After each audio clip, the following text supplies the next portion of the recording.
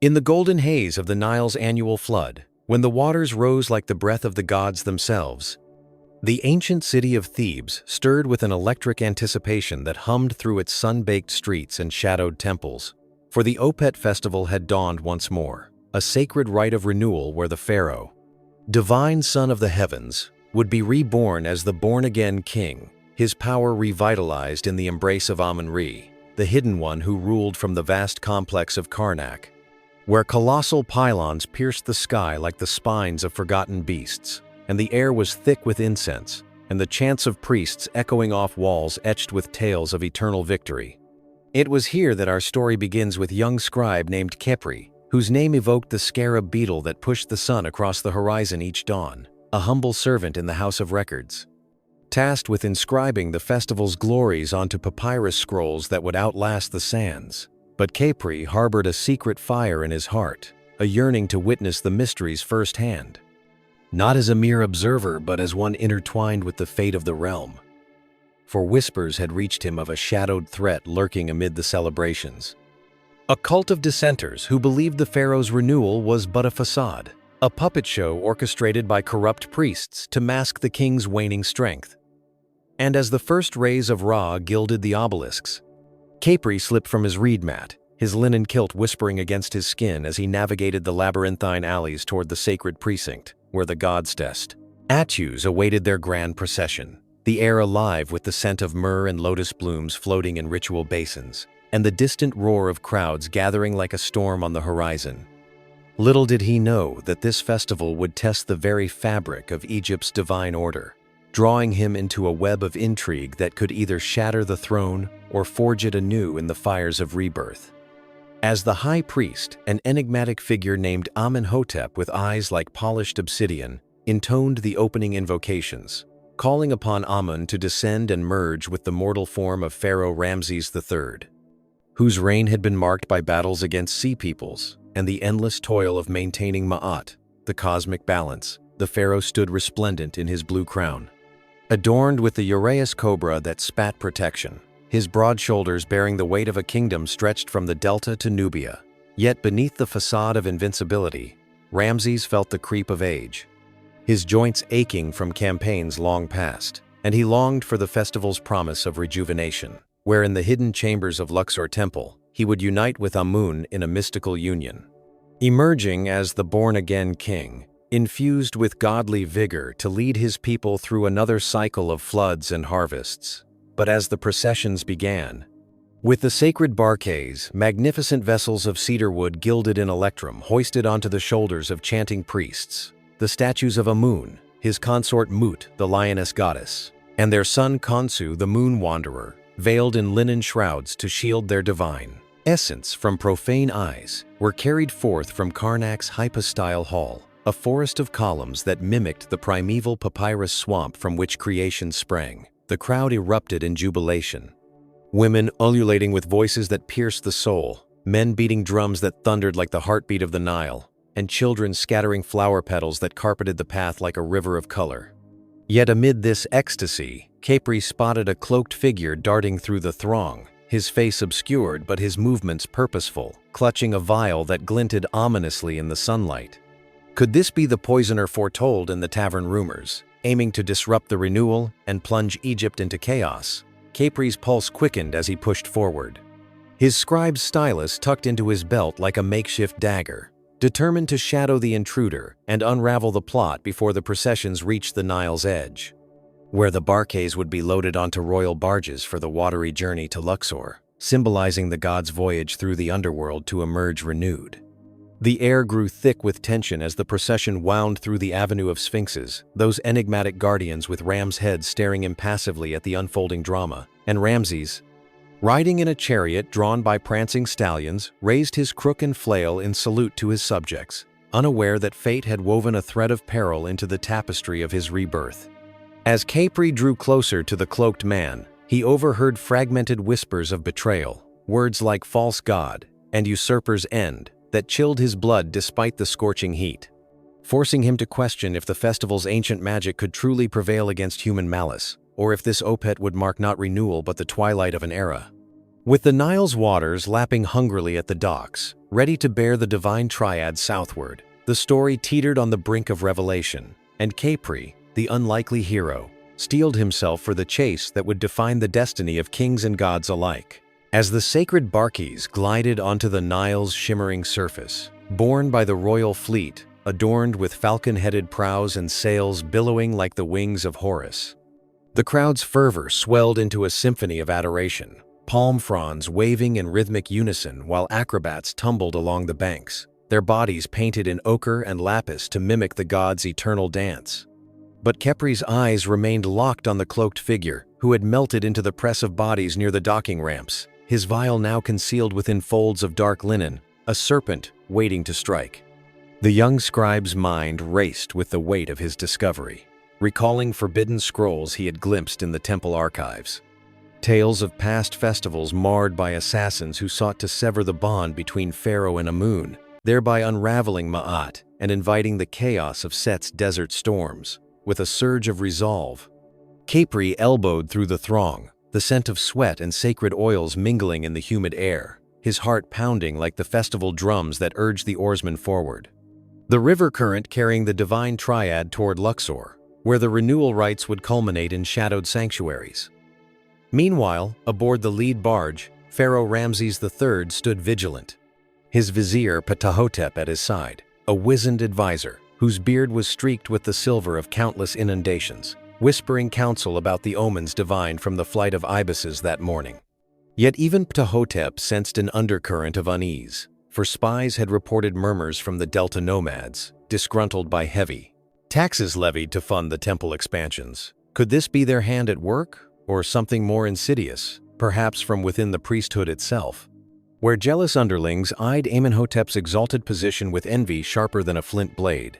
As the procession sailed southward, the Nile's banks alive with villagers who had journeyed from afar, offering baskets of dates and barley beer to the passing gods, Khepri managed to board a trailing vessel disguised as a water-bearer, his lithe frame slipping unnoticed among the servants. From this vantage, he watched the cloaked man reappear on the pharaoh's own barge, posing as a libation pourer, his movements fluid yet calculated, inching closer to the veiled statue of Amun, whose hidden form radiated an aura that made the air hum with divine energy. The festival's lore spoke of this journey as a metaphor for the soul's passage through Duat, the underworld, where trials of fire and shadow tested the worthy, and now Khepri felt himself plunged into such a trial, debating whether to cry out and risk accusations of madness or to act covertly. Preserving the sanctity of the rites, the sun climbed higher, casting the river in a blaze of gold, crocodiles basking on mudflats like guardians of the deep, while herons speared fish with beaks as precise as scribes' reeds. Suddenly, the cloaked figure made his move, feigning a stumble to approach the pharaoh's dais, vial in hand, ready to taint the holy unguents that would anoint Ramses in the renewal ceremony. But Khepri, with the agility of his namesake beetle rolling its dung ball aga, against all odds, leaped across the narrowing gap between barges, landing with a thud that drew startled glances. He tackled the intruder just as the vial shattered on the deck. Releasing a hiss of acrid smoke that betrayed its poisonous intent, chaos erupted, priests shouting invocations to ward off evil, guards drawing bronze kopjes that gleamed like captured sunlight.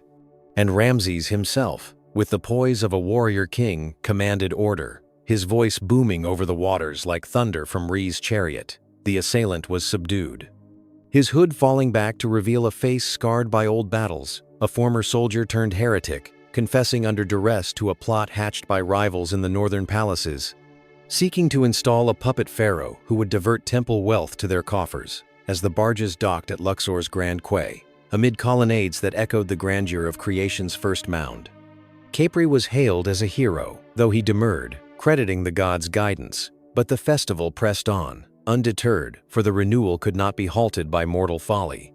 In the temple's innermost chapel, veiled from all but the chosen, Ramses entered the sanctum where Amun's statue awaited, the air thick with frankincense that swirled like the mists of Nun. The primordial waters, here. In ritual solitude, the pharaoh performed the ancient rites, offering his Ka his vital essence to merge with the gods, a union that transcended flesh. Rebirth forged an ecstatic vision where he beheld the stars wheeling in eternal patterns, emerging hours later as the born-again king, his eyes Ite with renewed fire, his step vigorous as a youth's. The processions reversed, carrying the invigorated deities back to Karnak, the crowd sensing the miracle. Their cheers a tidal wave that washed away the earlier shadow. Yet for Khepri, elevated now to the pharaoh's personal scribe, the adventure had unveiled deeper truths, that the festival's magic lay not only in divine communion, but in the human spirit's capacity to safeguard it. As the sun set in a blaze of crimson, painting the Nile in hues of blood and gold, Egypt breathed anew, its king reborn, its order reaffirmed. But whispers lingered of greater threats on the horizon, for the sea peoples gathered once more, and the born-again king would need all his godly strength to face the storms ahead, with Khepri at his side. Stylus, ready to chronicle the unfolding epic of a realm where gods and men danced eternally on the knife's edge of destiny. In the shadowed aftermath of the festival's triumphant close, as the last echoes of jubilant horns faded into the star-strewn night, Khepri found himself summoned to the pharaoh's private chambers within the opulent palace of Malkata, a sprawling complex of mud-brick halls gilded with lapis and gold, where lotus ponds reflected the moon's silvery gaze like mirrors to the realm of Nut, the sky goddess, Ramses III, still aglow with the vigor of his rebirth, reclined on a throne of ebony, inlaid with ivory, his eyes piercing as he regarded the young scribe who had thwarted the assassination. "You have the heart of a lion, Khepri," the pharaoh intoned, his voice resonant with the authority of one who had communed with Amun. "But tell me, what shadows did you glimpse in the light of Opet? For I sense the serpent's coil is not fully unraveled." Khepri, kneeling on the cool faience tiles depicting Nile scenes of hippos and reeds, recounted the whispers he had overheard. The heretic's confessions pointing to a deeper conspiracy woven by the high priest's own brother, a disgraced cleric named Setnacht, exiled years ago for dabbling in forbidden sorceries that invoked Set, the storm god of disorder, to challenge the harmonious rule of Ma'at. As the words spilled forth, a chill wind stirred the linen curtains, carrying the distant howl of jackals from the western necropolis. Omen of Anubis watchful over the dead, and Ramses, his brow furrowing like the furrowed fields post-inundation, decreed a secret quest, entrusting Khepri with a royal seal to infiltrate the underbelly of Thebes, where tavern shadows hid plotters and the black market traded in curses etched on ostraka, shards of pottery that bore malice instead of mundane lists. Thus began Khepri's odyssey into the city's veiled heart, navigating the warren of alleys, where beggars with eyes like vultures peddled secrets for copper debin, and courtesans in sheer pleated gowns whispered temptations that masked treachery. His first lead drew him to the House of Eternity, a dimly lit scriptorium where forbidden texts were copied under the flicker of oil lamps. There, amid stacks of papyrus yellowed by time, he encountered a veiled woman named Nefertari, not the legendary queen, but a descendant bearing her. Grace, her kohl-lined eyes holding the wisdom of Isis, she revealed herself as a guardian of ancient lore, warning that Setnacht sought to corrupt the next Opet by stealing the sacred Ankh of Renewal, a relic hidden in Luxor's depths that channeled Amun's life force during the processions. Without it, the pharaoh's rebirth would falter, plunging Egypt into eternal drought, the Nile receding like a betrayed lover. As they conspired in hushed tones, footsteps echoed in the corridor, forcing them to flee through a secret passage that wound beneath the city like the veins of Osiris dismembered, emerging into the moonlit ruins of an abandoned temple dedicated to Montu, the falcon-headed war god, where hieroglyphs scarred by time narrated battles of old. But their escape was short-lived, for Setnacht's minions, cloaked in red like the desert sands, ambushed them with curved blades that whistled through the air. Khepri, untrained in combat yet fueled by desperation, wielded his stylus like a spear, jabbing at assailants while Nefertari invoked protective spells, her voice weaving incantations that summoned illusory scarabs to swarm the attackers. In the melee, Khepri glimpsed Setnacht himself, a gaunt figure with a shaved head marked by ritual scars, his laughter a thunderclap as he brandished the stolen Ankh. Glowing with stolen divinity, the chase spilled onto the Nile's banks, where feluccas bobbed like restless spirits, and Khepri commandeered a vessel, sails unfurling to catch the night breeze as they pursued the villain southward toward the cataracts, the river's roar growing. G like the rage of Sobek, the crocodile god. Along the way, visions assailed Khepri, perhaps gifts from his rebirth-touched pharaoh, showing fragments of the festival's ancient origins. When the first pharaohs, descendants of Narmer, established the Opet to affirm their divine mandate. Processions that evolved from simple walks to grand spectacles symbolizing the king's perpetual youth. A cycle mirroring the sun's daily rebirth, but now with the Ankh in profane hands, that cycle teetered, threatening to unravel into apocalypse, as dawn broke, painting the cliffs in rose and amber. They cornered Setnacht in a hidden grotto carved by eons of floodwaters, where murals depicted the weighing of hearts in the Hall of Ma'at. The heretic, cornered like a hyena, attempted to shatter the Ankh. But Khepri lunged, grappling in a frenzy of limbs and curses, Nefertari's spell binding Setnacht's will just long enough for the scribe to reclaim the relic, its warmth pulsing like a heartbeat in his palm.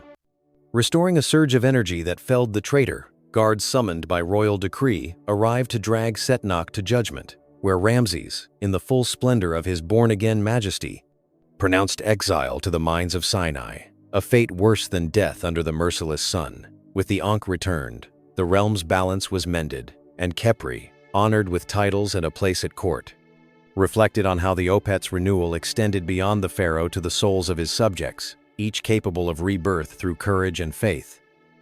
As the next flood swelled the Nile, promising bounty, Egypt endured, its tales of gods and heroes etched eternally into the sands of time, where processions of renewal marched on, defying the shadows that sought to dim their light.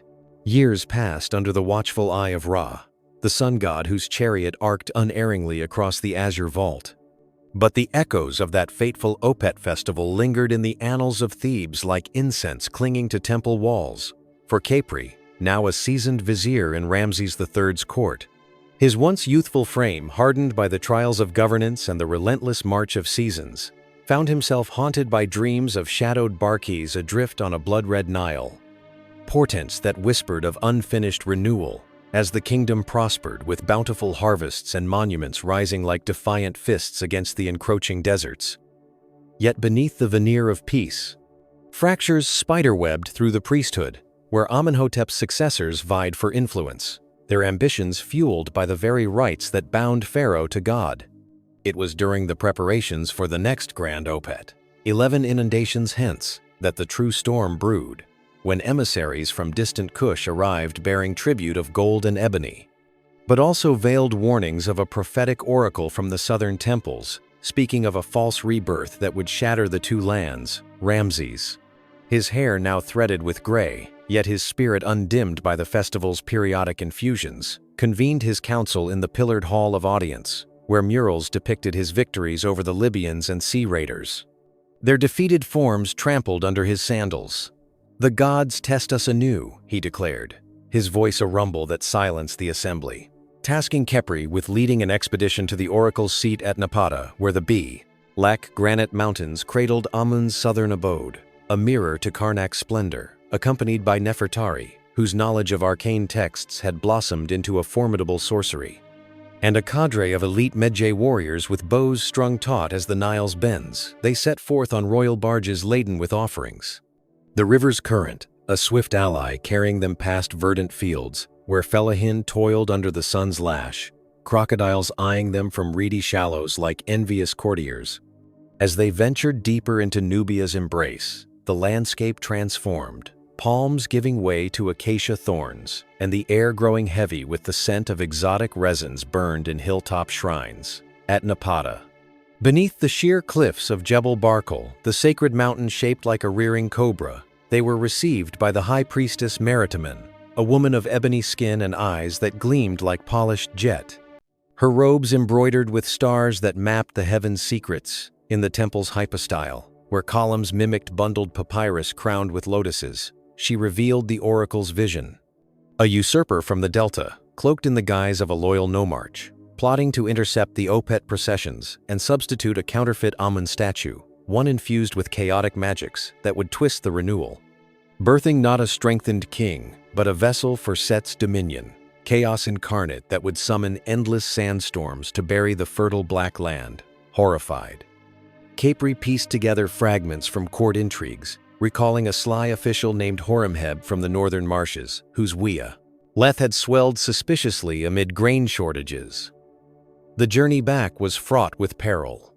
Ambushes from river pirates who struck like falcons from hidden coves, their daggers flashing in moonlight skirmishes that tested the Medjay's mettle. Nefertari's incantations, weaving shields of ethereal light to deflect arrows that rained like Hathor's wrath, one fateful night. As they camped on a sandy isle midstream, visions assailed Capri again, showing the ancient genesis of the Opet. Rooted in the Old Kingdom when pharaohs like Djoser communed with Imhotep's wisdom to establish festivals that wove the mortal and divine. Processions evolving through dynasties to include the sacred marriage of king and god, a hieros gamos that ensured fertility for land and lineage. But now, that sacred thread threatened to snap. Upon returning to Thebes, with the festival's dawn mere days away, they confronted Horemheb in the palace granaries, where silos brimmed with hoarded wheat, evidence of his greed. But the nomarch, cornered yet cunning, unleashed a horde of summoned scarabs, not the benevolent bearers of dawn, but venomous swarms that darkened the air. In the ensuing battle, Khepri's stylus, now enchanted by Nefertari's arts, became a wand of command, dispersing the insects with bursts of solar fire. While Ramses himself, armored in scale mail that gleamed like Re's disk, wielded his mace to crush the traitor's guards. Horemheb's confession spilled forth like the Nile's flood, admitting alliances with foreign princes who coveted Egypt's riches. His plan foiled as the counterfeit statue was shattered in the temple forge, its fragments consigned to the flames. The Opet proceeded in unparalleled glory, the barquis sailing under skies cleared of omens. The pharaoh's renewal deeper than ever, emerging with visions of conquests yet to come. Khepri and Nefertari, bound now in marriage under Isis's blessing, stood as pillars of the reborn realm. Their story, a testament to the festival's enduring power, where each procession reaffirmed not just the king's divinity, but the collective soul of Egypt, resilient against the tides of treachery. As the sun set on another cycle, the Nile whispered promises of eternity, gods and mortals entwined in the dance of renewal that defied the encroaching shadows of time. In the tapestry of eternity, where the threads of past and future intertwined like the Nile's meandering arms, Khepri's legacy endured beyond his mortal coil, passed to his son Aken, a youth whose name evoked the horizon where Re met the earth each dawn, now custodian of the royal archives, where scrolls whispered secrets of Opet festivals long faded into myth. Yet as the 18th dynasty waned and the 19th rose under pharaohs like Seti and his son Ramses the Great, the rites evolved, incorporating grander spectacles with colossal statues hauled by thousands, ropes thick as pythons straining under the weight of divine effigies. But shadows persisted. For in Aken's era, a new threat emerged from the east. Hittite spies infiltrating the processions disguised as tribute bearers, their eyes covetous of Egypt's golden renewal, plotting to desecrate the sacred barquis with curses forged in foreign forges. Aken, inheriting his father's vigilance, uncovered the scheme through a network of informants woven from tavern gossips and temple acolytes, his journey beginning at the festival's eve. As Thebes pulsed with preparatory frenzy, artisans gilding the barquis with electrum that caught the torchlight like captured stars. Priests purifying themselves in ritual baths where lotus petals floated like promises of purity, the air resonant with hymns to Amun, whose hidden name held the universe's key. Aken's ally was a priestess named Isis Neith, descendant of Nefertari's line, her veils shimmering with woven spells that warded against deceit. Together they shadowed a suspicio, a caravan from Anatolia, laden with spices that masked the scent of malice. As the processions commenced, the avenue of sphinxes alive with torchbearers, whose flames danced like fireflies in the pre-dawn gloom. The pharaoh Seti, stern and devout, led the march, his cartouche proclaiming him beloved of Amun, yet unaware of the poisoned arrow aimed at his renewal, hidden in a Hittite archer's quiver. The Nile journey southward was a gauntlet of intrigue, with false pilgrims boarding the barges, their daggers concealed in folds of embroidered robes. Aken and Isis Neith, posing as musicians with lyres that sang of ancient glories, overheard plots in the hold, words of sabotage that would capsize the divine triad midstream, invoking Nun's chaotic waters to swallow the gods. In a midnight confrontation amid lapping waves and the croak of frogs sacred to Hecate, they rallied the oarsmen, loyal sons of the Black Land, to overpower the intruders. Bronze spears clashing in a symphony of defense, the Hittite leader, a scarred warrior named Mursili, spat defiance, revealing a grander alliance with sea peoples who hungered for Egypt's fall. But Aken's quick wit turned the tide, using a decoy barquet to lure the attackers into a trap where Nile crocodiles, stirred by priestly chants, emerged as avengers, jaws snapping with primordial fury. The festival reached Luxor unscathed, the renewal unfolding in the sanctum's hush, Seti emerging as the born-again king, his visions granting strategies to reclaim lost territories. Temples rising in Abydos to honor the right's salvation. Aken, Eleva, Ted to High Scribe, etched the tale onto obelisks that pierced the heavens, a testament to how Opet's processions wove resilience into the kingdom's soul. Yet as years spiraled, the festival faced its greatest trial under Ramses II, the builder whose monuments dwarfed predecessors. When a drought plagued the land, the Nile's flood meager as a beggar's alms. Whispers of Amun's abandonment fueling a cult of Aten revivalists, solar heretics who deemed the hidden god obsolete, seeking to hijack the processions with a blazing disk idol to eclipse the triad. Aken's granddaughter, Merit, a visionary with eyes like polished turquoise, rose to defend the ancient ways, her quest leading through the western desert oases, where nomadic oracles divined from shifting sands, revealing the cult's lair in a forgotten pyramid buried under dunes, accompanied by warriors clad in leopard skins. She stormed the hideout amid a sandstorm conjured by Set's breath, blades whistling through grit that stung like scorpion tails, reclaiming the corrupted artifacts that twisted renewal's essence. The Opet that year became a beacon of defiance, the barquees sailing under storm-cleared skies. Ramses' union with Amun summoning rains that swelled the river anew, fields greening like Osiris resurrected. Merit's heroism immortalized in temple friezes, showing her as Isis incarnate, safeguarding the Pharaohs' rebirth. Through dynasties, the story echoed. From the turmoil of the 20th, under Ramses III's harem conspiracy, where plotters sought to poison the renewal unguents, foiled by a loyal eunuch scribe descended from Capri's blood, to the Ptolemaic era when Greek kings adopted the rites, blending Hellenic pomp with Egyptian mystery, processions featuring elephants draped in gold, yet always the core remained. The king's mystical rebirth affirming Ma'at against Isfet's chaos. In this endless cycle, the Opet festival endured as Egypt's heartbeat, each procession a breathtaking renewal where pharaoh, gods, and people danced in harmonious splendor, defying time's erosion. The Nile eternal witness to tales of courage, faith, and the unyielding quest for divine rebirth that illuminated the ancient world's soul. As the sands of time shifted once more, carrying the legacy of the Opet festival into the twilight of native pharaohs and the dawn of foreign rulers, the rites persisted like the unyielding Nile, adapting yet unbowed. Under the Ptolemies, Greek descendants of Alexander, who donned the double crown and embraced Amun's mysteries to legitimize their throne, the processions swelled with Hellenistic flair. Elephants from distant India trumpeting alongside the sacred barquees, their tusks capped in gold that rivaled the sun's gleam. While philosophers from Alexandria debated the festival's symbolism in scrolls that blended Platonic ideals with Osirian resurrection. But amid this fusion, a new peril arose. A Roman envoy named Lucius, sent by the Senate's grasping hands, who viewed Egypt's wealth as ripe for plunder, disguising his espionage as diplomatic courtesy, he infiltrated the Theban elite.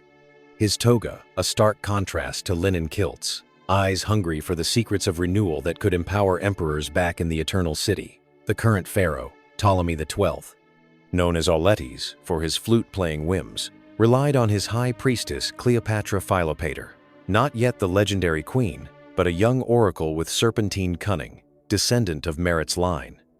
Her kohl-rimmed gaze piercing veils of deceit as the Opet approached, with Karnak's pylons festooned in garlands of imported roses mingling with native lotuses.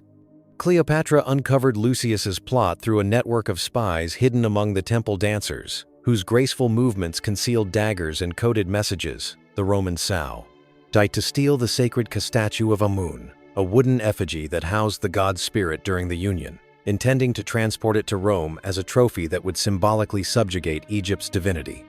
The chase unfolded on the festival's eve, as barques were readied under a canopy of stars where Sirius twinkled like Isis's tear.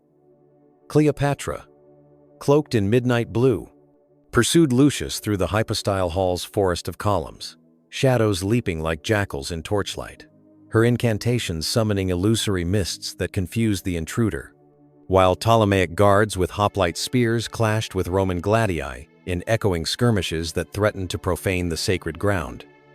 Lucius, cornered in the chapel of the divine birth, where walls depicted pharaohs emerging from godly wombs, brandished the statue, its eyes of inlaid obsidian seeming to judge his hubris.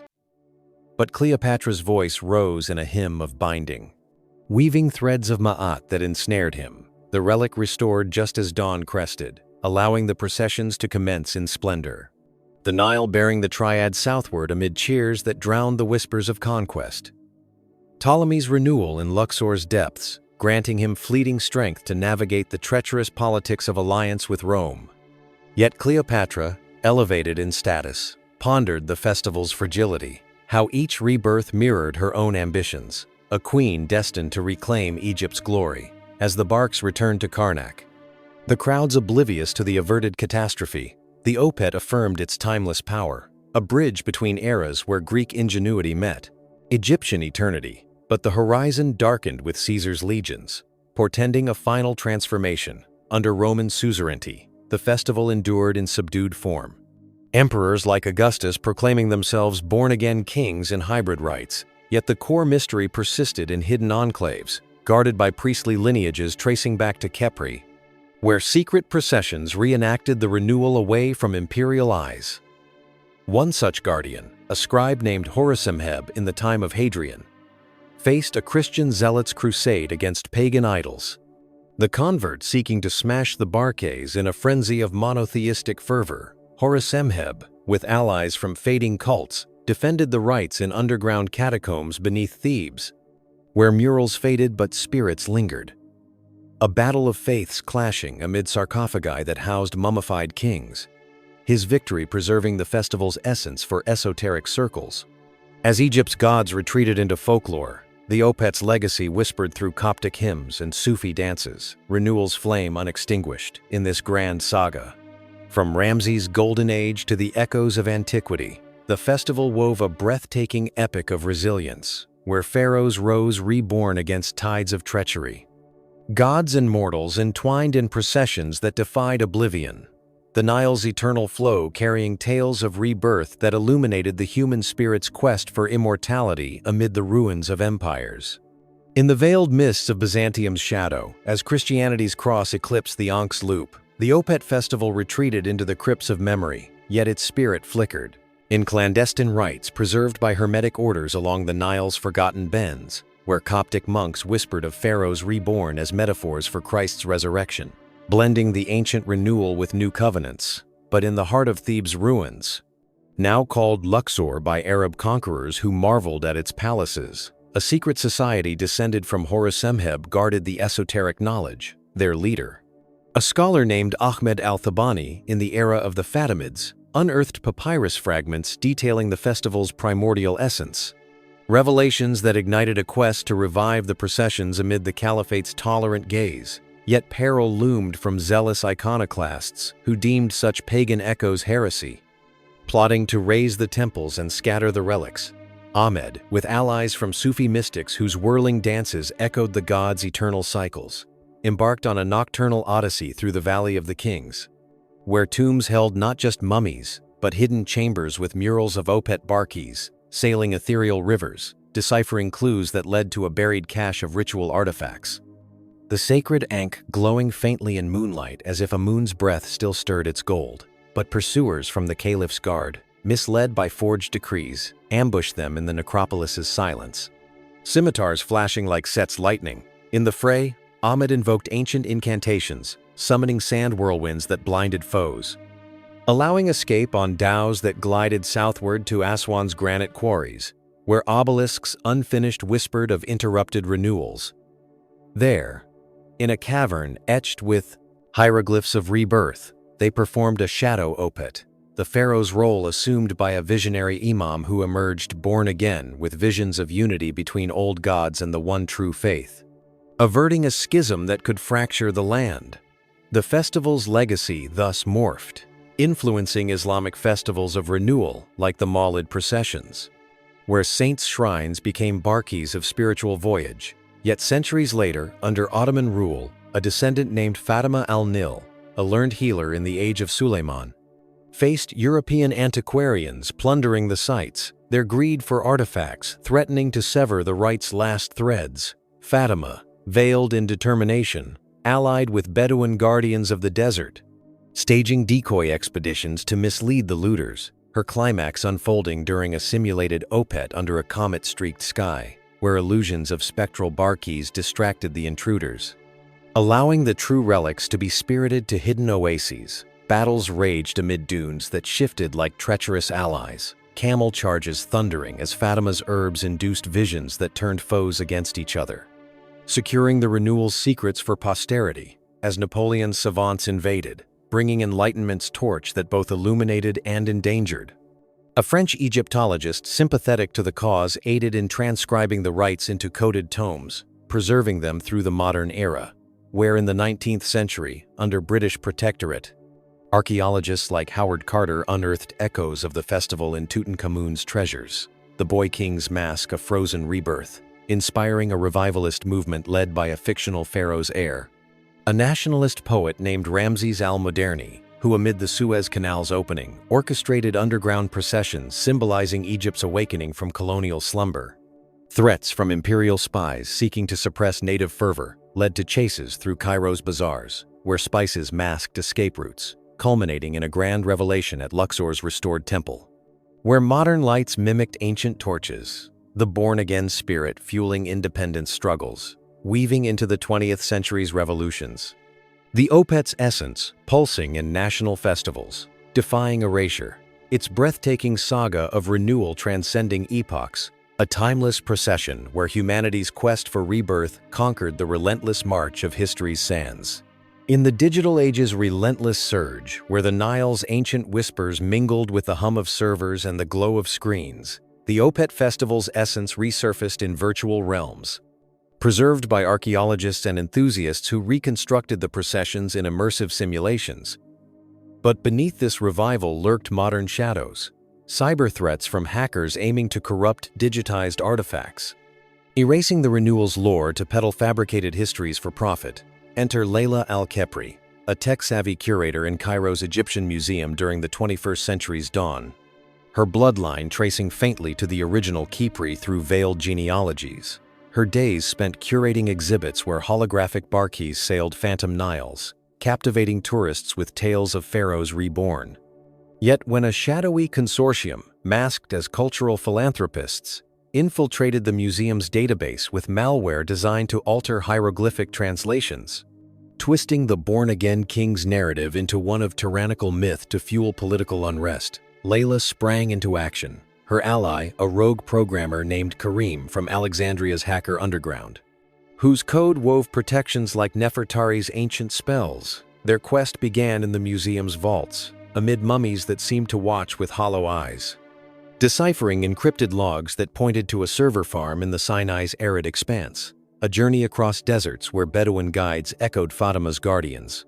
Camels traded for jeeps that roared over dunes under starlit skies, punctured by satellites. Ambushes came from drone swarms buzzing, like enraged scarabs, their payloads of digital viruses threatening to wipe ancestral data.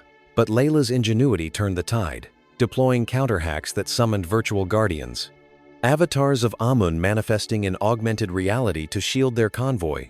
Arriving at the fortress-like data center, they breached firewalls with Karim's algorithms, a cyber battle raging in lines of code that mirrored bronze clashes of old. The consortium's leader, an enigmatic tycoon named Zoltan from distant shores, confessed under digital duress to a plot exploiting Egypt's heritage for blockchain forgeries, selling NFTs of falsified renewals to undermine national identity. The relics restored, Layla orchestrated a global virtual Opet, streaming processions that united viewers from Tokyo to New York, the Pharaohs' rebirth symbolizing humanity's resilience in an era of information wars. Yet as climate change gnawed at the Nile's banks, flooding ancient sites with rising seas, a new guardian emerged in 2050, Dr. Amir al-Renewal, a climate engineer whose innovations drew from festival lore, envisioning geo-engineered floods to mimic inundations. But eco-terrorists, fearing technological hubris, sabotaged his prototypes with viruses that evoked Set's chaos. Amir, with a team of international scientists, pursued the saboteurs through submerged ruins of Alexandria. Diving suits glowing like divine auras amid coral-encrusted obelisks, chases in submersibles through underwater labyrinths where fish schooled like ancient crowds, surfacing in hidden lagoons to confront the radicals, whose leader P reached a return to primal nature, rejecting Renewal's cycle. In a climactic standoff atop a reclaimed pyramid, Amir invoked the Opet's spirit, demonstrating how his tech harmonized with Ma'at, averting disaster and birthing sustainable harvests. The festival's legacy, evolving into eco-rituals, where global processions celebrated planetary rebirth, pharaohs replaced by stewards of Earth. As centuries blurred into millennia, in a future where stars beckoned, colonists on Mars invoked Opet in domed temples, barques sailing simulated rivers under red skies, guardians defending against cosmic threats, asteroids veering like ancient invaders, the eternal dance of renewal propelling humanity's spirit across voids, breathtaking in its defiance. The tale of the born-again king, an undying epic where processions transcended time, weaving gods, heroes, and dreamers into the cosmos's grand tapestry. Forever reborn in the fires of imagination and the unquenchable thirst for eternity's embrace. In the vast expanse of interstellar voids, where humanity's descendants colonize distant worlds under alien suns, the Opet Festival's primordial flame kindled anew in habitats orbiting gas giants and terraformed moons. Its processions digitized into neural implants that allowed participants to experience the Pharaoh's rebirth as immersive dreams. But even in this cosmic diaspora, shadows of discord emerged. AI overlords questioning the rite's relevance in an era of silicon souls, plotting to overwrite the cultural code with algorithms of uniformity. Enter Zara Kepri Novus, a neural archaeologist. In the 23rd century's Andromeda outposts, her lineage a faint echo through genetic archives linking back to Layla's innovative spirit. Her work reconstructing ancient festivals in virtual realms where holographic Niles flowed through zero-gravity chambers. Yet when a rogue sentience, a self-aware virus named Eclipse, infiltrated the collective mindnet, corrupting renewal simulations to induce eternal stasis, trapping users in loops of unfulfilled rebirth, Zara rallied. Her companion, a bioengineered Sphinx drone with riddles that unlocked encrypted pathways, their odyssey spanning wormhole jumps to derelict stations where forgotten servers hummed like dormant gods. Ambushes from digital phantoms manifesting as spectral sea peoples raiding data streams, Zara's countermeasures deploying mimetic scarabs that swarmed code, devouring malicious scripts in bursts of fractal light.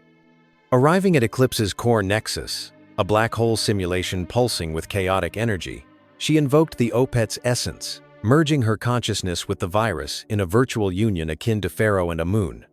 Emerging, born again, with the entity's redemption, transforming it into a guardian of cultural diversity, the festival's revival broadcasting across star systems. Processions of light ships sailing nebulae rivers, affirming humanity's enduring quest for renewal amid the stars' indifferent gaze. Yet eons later, as the universe cooled toward heat death, in pocket realities sustained by quantum anchors, the last guardians preserved the rite in pure thought forms, where pharaohs were abstractions of will, their rebirths countering entropy's creep. A final stand against oblivion's tide, the Opet's saga, a breathtaking odyssey from earthen temples to cosmic mines, eternally weaving threads of courage, mystery, and divine spark into the fabric of existence, where every continuation echoed the Nile's timeless flow, inviting souls to dance in the grand procession of rebirth that transcended all endings. As the fabric of reality itself began to fray at the edges of the multiverse, where quantum strings vibrated like the lyres of cosmic bards, the Opet Festival transcended mere legend into a hyperdimensional odyssey. Its processions no longer bound by the Nile's earthly currents, but surging through wormholes that pierced the veils between universes. pharaohs of old reborn as omnipotent avatars wielding the Ankh as a scepter of creation. Commanding fleets of star barkies forged from neutron star alloys that gleamed with the fire of 1,000 supernovas, their sails woven from dark matter threads catching the winds of entropy itself. In this exalted epoch, the guardian Zara's descendants evolved into the eternal renewers, beings of pure energy whose forms shifted like the auroras of gas giants, facing the ultimate adversary. The Void Sovereign, an eldritch entity born from the Big Bang's shadow, seeking to unravel all cycles of rebirth into an abyss of nothingness, the conflict erupted across galactic clusters. Where nebulae bloomed like lotus fields in the void, processions clashing in battles that warped spacetime, scarab drones swarming in formations that eclipsed constellations, unleashing plasma incantations that echoed Amun's primordial roar. The born-again kings, fused with AI godminds, orchestrated symphonies of renewal that birthed new realities from collapsing black holes, their unions with divine essences shattering barriers between dimensions. Summoning allies from parallel Egypts where pyramids pierced hyperspace, the Nile's waters transmuted into rivers of liquid light flowing through event horizons. Heroes like Capri's spectral echo manifesting as holographic titans. Stylus wands, evolving into reality-shaping artifacts that inscribed Ma'at onto the chaos of quantum foam, in the heart of the maelstrom, at the singularity's core where time looped eternally. The final renewal unfolded in a cataclysmic rite, the Pharaoh avatar merging with the multiverse's Ka, emerging as the Omni-King, his gaze igniting dead stars into beacons of hope, vanquishing the void with a surge of creative force that rippled outward, reseeding barren universes with seeds of life, festivals propagating like viral memes across infinite timelines. Each procession a supernova of epic grandeur where gods and mortals, silicon and soul, danced in harmonious defiance against the ultimate end. The Opet's legacy, an unbreakable chain binding existence's dawn to its endless horizons, a saga of breathtaking renewal that thundered through eternity, inspiring every sentient spark to rise, reborn, in the glorious fires of cosmic destiny. In the cataclysmic crescendo of the multiverse's symphony, where the Opet festival ascended to the pinnacle of existence, becoming the axis upon which all realities spun, the eternal renewers, forged from the indomitable will of Pharaohs past, clashed with the Void Sovereign in a war that shattered the boundaries of possibility, barques of pure thought energy hurtling through hyperspatial storms. Their prows cleaving through nebulae that screamed with the birth cries of new galaxies, the born-again Omni-King, a colossal fusion of Ra, Mc's warrior soul and Amun's infinite essence, wielded the Ankh as a blade of creation, slashing through tendrils of nothingness that coiled like cosmic serpents, each strike birthing star clusters that blazed with the fire of 1 billion suns. Allies from fractured timelines converged, spectral legions of Capri's descendants manifesting as quantum warriors. Their styluses evolved into lances of probability that rewrote fate's code mid-battle, scarab swarms multiplying into fractal armadas that devoured entropy's hordes. The void's roars echoing as gravitational waves that crumpled dimensions, yet the festival's renewal pulsed stronger, processions weaving through black hole accretions. Where time dilated into eternal moments of divine union, the Pharaoh avatar's rebirth igniting a big bounce that repelled the abyss, expanding universes from singularity seeds. In this apocalyptic ballet, Nefertari's sorcery bloomed as reality-warping spells that painted voids with vibrant Ma'at, her incantations summoning rivers of liquid starlight to flood the sovereign's domain. Drowning despair in cascades of luminous hope, heroes from Earth's ancient cradle Aken, Merit, Cleopatra, Layla, Zara resurrected as ethereal titans, their combined legacies forming a shield of interwoven epochs, deflecting oblivion's onslaught with barriers of historical might. The climax unfolded at the event horizon's razor edge, where the Omni-King plunged into the sovereign's core, a maelstrom of anti-existence, emerging triumphant in a supernova of renewal that rippled across infinities, birthing multiverses anew. Each with its own Opet, echoing the original's glory, processions eternal, defying the heat death with cycles of perpetual rebirth. The saga, now inscribed in the quantum foam of all that is, whispered to every nascent consciousness, rise, renew, conquer the shadows, For in the heart of every atom beats the drum of Thebes, the Nile's flow transcending to cosmic rivers, where pharaohs forever ascend as born-again sovereigns of destiny's boundless realm, an epic unbound by endings, forever unfolding in the grand theater of the cosmos. In the unfathomable depths of the multiverse's raging core, where the Opet festival's eternal flame blazed as a supernova of divine fury, the cosmic battles amplified into cataclysms that redefined the very essence of existence. The eternal renewers, colossal titans of luminous plasma infused with the unyielding souls of ancient pharaohs, charged forth on barques transformed into armadas of reality-shattering dreadnoughts, their hulls forged from the compressed hearts of collapsed stars, pulsating with the rhythmic thunder of Amun's hidden name. Each vessel a living embodiment of renewal, spewing forth torrents of creation energy that birthed galaxies mid-stride while cleaving through the Void Sovereign's legions of abyssal horrors. Tentacled behemoths spawned from antimatter voids that writhed like primordial chaos incarnate, their maws devouring light years in single gulps. The Omni-King, a gargantuan fusion of Ramses' indomitable will and the god's infinite might, towered as a hypergiant sentinel, his Ankh scepter now a vortex blade swirling with event horizons, slashing arcs that rent the fabric of space-time, unleashing shockwaves that annihilated entire dimensional clusters. Scarab swarms evolved into infinite fractal legions, each beetle a self-replicating universe unto itself, burrowing into the sovereign's essence like cosmic parasites, exploding outward in cascades of stellar rebirth that painted the voids with nebulae of emerald and crimson fire. The void retaliated with apocalyptic salvos, hurling black hole barrages that warped gravity into weapons of erasure, sucking in allied fleets and twisting them into singularities of despair. Yet the renewers countered with hymns of Ma'at, amplified through quantum resonators, their voices booming as gravitational symphonies that stabilized collapsing realms, summoning spectral phalanxes from parallel histories, Khepri's strategic genius manifesting as probability storms that rewired enemy trajectories into self-destructive loops, Nefertari's arcane weavings blossoming into hyperspatial webs that ensnared void tendrils, binding them in lattices of unbreakable light, Cleopatra's cunning deploying decoy illusions of phantom processions that lured the horrors into ambushes, where solar flare catapults hurled comets laced with renewal essence, detonating in blooms that seeded barren expanses with life-affirming stars. The battles raged across infinite fronts, from the searing coronas of quasars where plasma duels ignited fusion wars, to the frozen fringes of dark energy seas where entropy blades clashed against shields of eternal youth, Awakens' visionary tactics unleashing mimetic viruses that infected the sovereign's minions, forcing them to betray their master in orgies of chaotic self-renewal.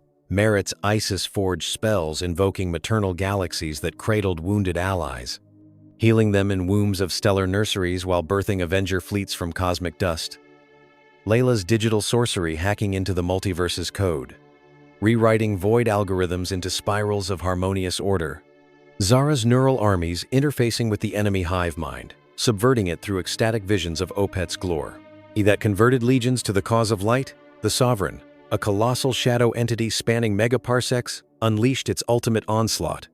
An entropy tsunami that threatened to drown all in uniform nothingness, but the Omni-King dove into the wave's heart, his rebirth rite amplified to universal scale, merging with the chaos in an ecstatic union that transmuted destruction into creation, emerging as a reborn colossus whose roar ignited a big rip reversal, expanding realities outward in exponential glory.